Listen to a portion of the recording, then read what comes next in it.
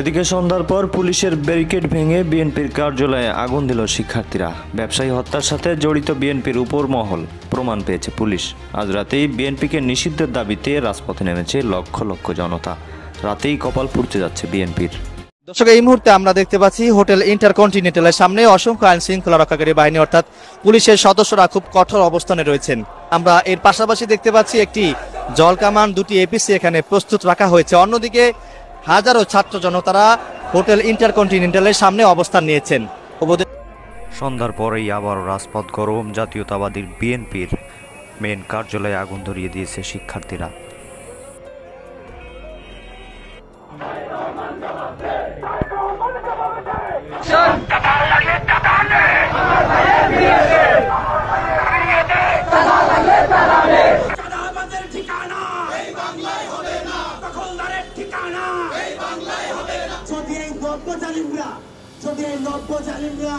যদি এদের কপালে হেদায়েত থাকে, দয়া করে দ্রুত হেদায়েত দাও।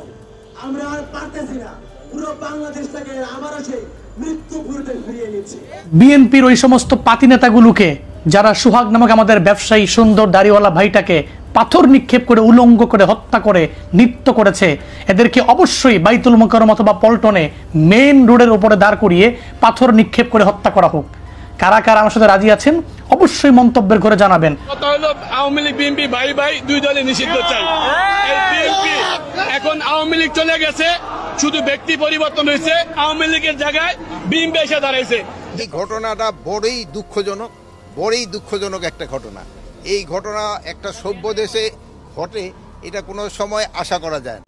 দর্শক, দেশ প্রবাস দূরে কিংবা কাছে বসে যারা আমাদের দেখছেন, আশা করি সবাই ভালো আছেন। এই মুহূর্তে পাওয়া খুবই গুরুত্বপূর্ণ একটা সংবাদ। আপনারা শুরুতে শিরোনাম দেখে বুঝেছেন আজকে সংবাদটি কতটা গুরুত্বপূর্ণ এবং কতটা টান উত্তেজনা কালপুরুক। দর্শক, আপনারা দেখছিলেন বিএনপির কার্যালয় পর্যন্ত আগুন দেওয়া হয়েছে এই মিটফোর্ড ওইখানের ওই হত্যা মামলার কাণ্ডই। সারা দেশের মানুষ একযোগে মাঠে নেমে পড়েছে বিএনপির বিচার করার জন্য।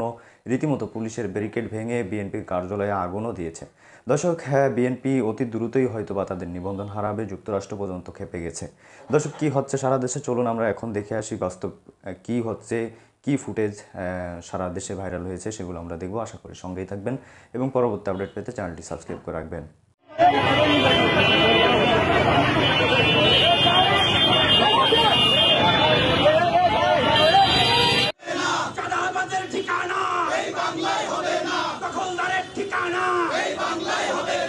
আমি তারেক রহমান সাহেবকে সম্মানের সহিত বলতে চাই, আমি তারেক রহমানকে এই কারণে বলতে চাই কারণ তারা সব কথাই সব সময় বলে তারা তারেক রহমানের নির্দেশ মোতাবেক কাজ করে যাচ্ছে।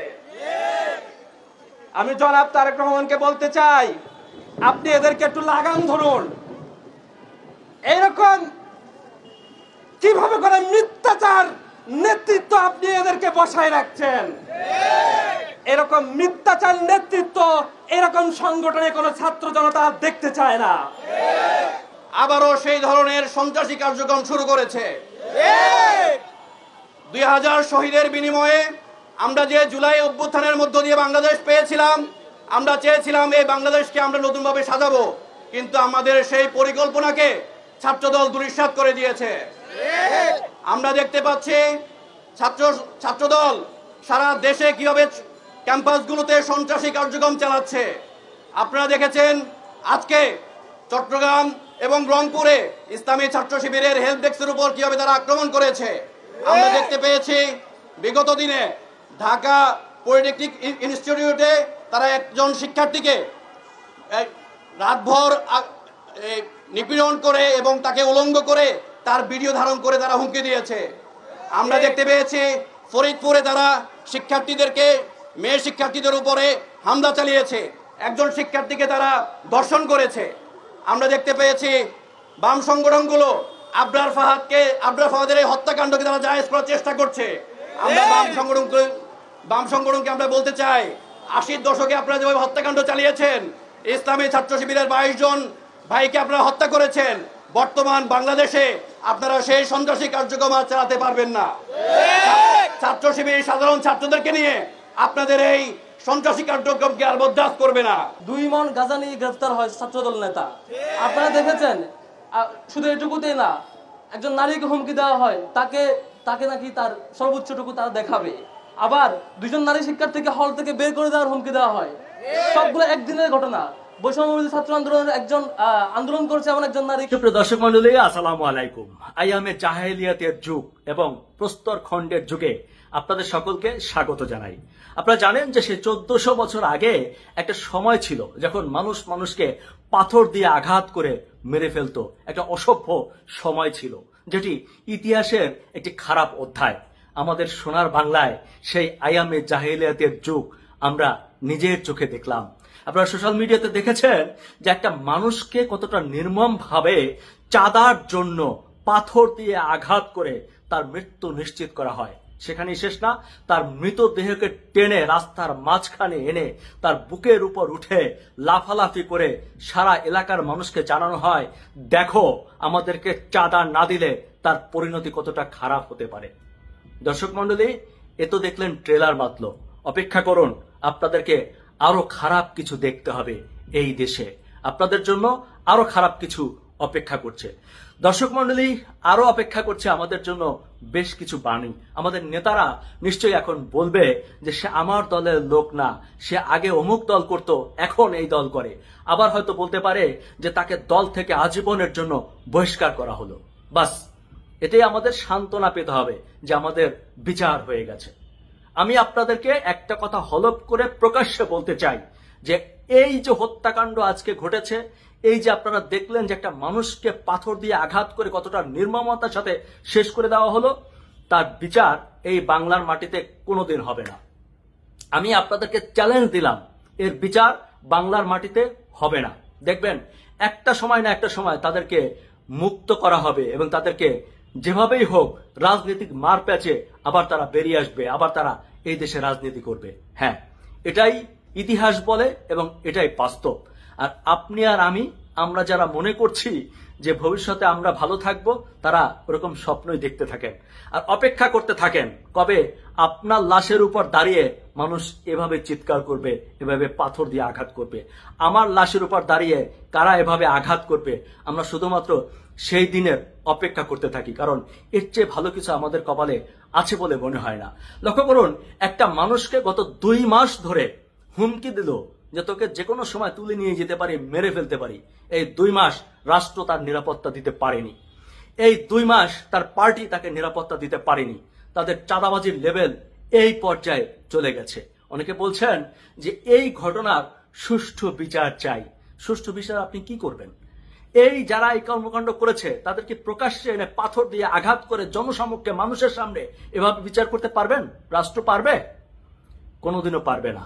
আমি ক্লিয়ার করে বললাম যে এর বিচার বাংলায় দেখবেন আলটিমেটলি হবে না। তাহলে আমাদের করণীয় কি?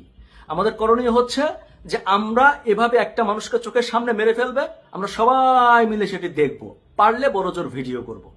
আর মেরে ফেলার পরে তারপর আমরা বিভিন্ন বাণী দিব, তাকে বাঁচানোর চেষ্টা করব, তার থেকে রাজনৈতিক যারা আছে তাদেরকে বাঁচানোর চেষ্টা করব, অস্বীকার করব সে আমার দলের কর্মী না, সে অমুক অপরাধী কখনো আমাদের দলের লোক হতে পারে না।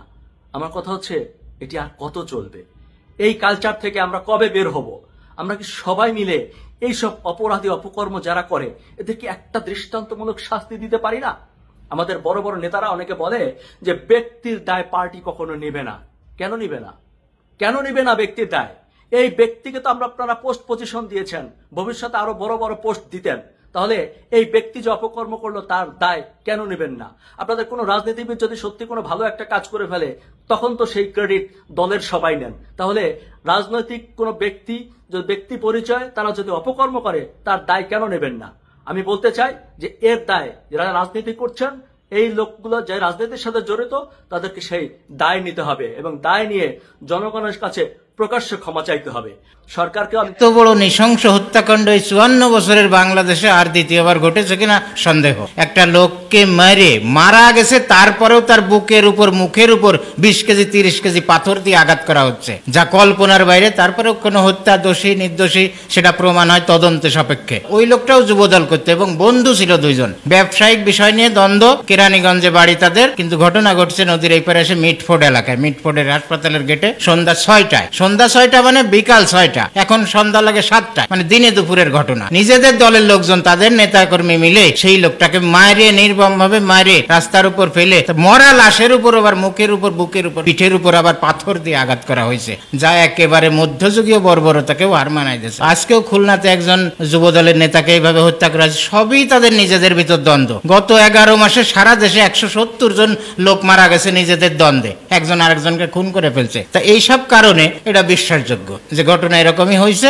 এখন যে অবস্থা শুরু হয়ে গেছে, আমার বাড়ির পাশে ওই লোকটা যুব দল করে দীর্ঘদিন 20-30 বছর, সেই লোকের বাড়িতে বিএনপির আর এক গ্রুপ এসে সকালবেলা হামলা করে তার ঘর বাড়ি তছনছ করে দিয়ে, তার 7টা গরু ছিল, 2টা গাভীর 2টা বাছুর ছিল, ছোট্ট ছোট্ট বাছুর, সেই 7টা গরুই খুলে নিয়ে গেছে, বাছুর 2টে সরে গেছে, সেই বাছুর 2টে নিতে পারে নাই। তারপরে 4-5 দিন পরে মায়ের দুধ খাতি না পারে ওই বাছুর 2টে পর্যন্ত মারা গেছে। এত বড় নির্মম ঘটনা একই শুরু করছে এরা নিজেরা। ওই লোকটাও যুবদল করে, নিরীহ মানুষ, তার উপর হামলা করে তার বাড়ির গরু ছাগল এইভাবে নিয়ে চলে গেছে। আমরা অনেক বলেছি, বিএনপির বড় বড় নেতাদেরকে বলেছি গরুগুলো ফেরত দেন, সেও তো বিএনপি করে। আজ পর্যন্ত সেই 11 মাসে 12 মাসে তার কোনো সুরা হয় নাই, গরুগুলো বিক্রি করে টাকা পয়সাগুলো ভাগ করে নিয়ে এনেছে। আমার এলাকায়, আমার বাড়ির পাশের ঘটনা, মিডিয়ার মাধ্যমে দেখলাম সারা দেশে এই চাঁদাবাজির টাকা দিয়ে 18,000 প্রাইভেট কার কেনা হয়েছে, লাখ লাখ মোটর সাইকেল কিনে এনেছে নেতা কর্মীরা এই চাঁদাবাজির টাকায়। 5 আগস্টের পরে 11 মাসের মধ্যে ওই এলাকার একটা লোক 5 তারিখে হয়তো পালাই গেছে, বিকালে 1 সপ্তাহ পরে আবার বাড়ি আসছে। বিএনপি কর্মীরা যারা নির্যাতিত হয়েছে দীর্ঘদিন, তারা বলছে যে ওই এলাকার নেতারে যে ভাই উনি তো বাড়ি আসছে, শালারে ধরবো নাকি মারবো নাকি? সে বলে না না কিছু বলে না, হাই কমান্ডের নিষেধ আছে। কিন্তু হাই কমান্ডের নিষেধ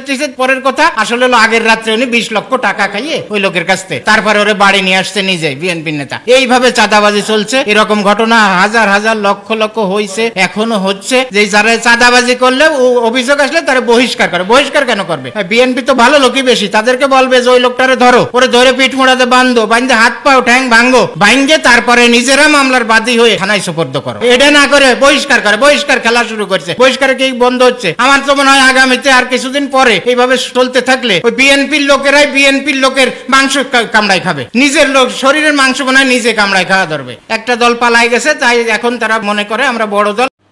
তো দর্শক দেখছিলেন খুব গুরুত্বপূর্ণ প্রতিবেদন। এতক্ষণ আমাদের সাথে থাকার জন্য সবাইকে ধন্যবাদ জানাচ্ছি। দর্শক দেখছিলেন যে 71-এর পরে আর এরকম ভয়ানক হত্যাকাণ্ডের ঘটনা ঘটেছে রাস্তার উপর, কিংবা সেই ভিডিও, সেই দৃশ্য ভিডিও হয়েছে এবং সোশ্যাল মিডিয়াতে ফাঁস হয়েছে, এমন ঘটনা কিন্তু খুব কমই আছে। অর্থাৎ জুলাই আগস্টের আন্দোলনের সময় কিন্তু এরকম বিভৎস কাহিনী কিন্তু মানুষ ভিডিও ফুটেজে দেখিনি। তো এই বিষয়টি তিনি তুলে ধরেছিল। দর্শক এখন এই বিষয়ে আপনাদের মতামত কি? আসলে এই বিএনপিকে কি নিষিদ্ধ করা উচিত কি উচিত না, একটু কমেন্টের মাধ্যমে জানাবেন।